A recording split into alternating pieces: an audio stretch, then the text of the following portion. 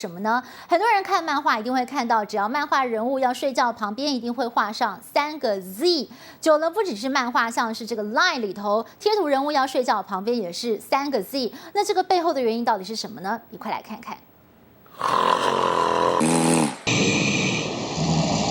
影片配上打呼声，你会知道他在睡觉。但如果现在画面静止不动，要表达睡觉中，怎么做 ？Z 啊 ，Z，睡觉吗 ？Z 吧。用 Z 表达睡觉几乎是全民共识，就连蛋黄哥要睡觉 ，Z 上身。Line 的贴图人物只要困了，旁边一定也有3个大 Z 字，这到底是为什么？可能是什么原因？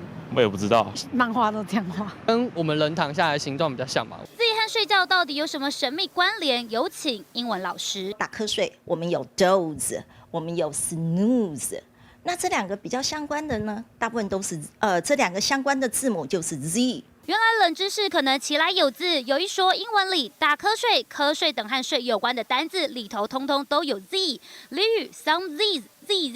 当然，更多人以为睡觉姿势就是一个大 Z 字。一张图画没 Z 对比多上3个 Z， 感觉更是大不同。漫画作者笔下的 Z 久了变成睡觉代言者，也让读者阅读更显身临其境。记者陈旭真国台报道。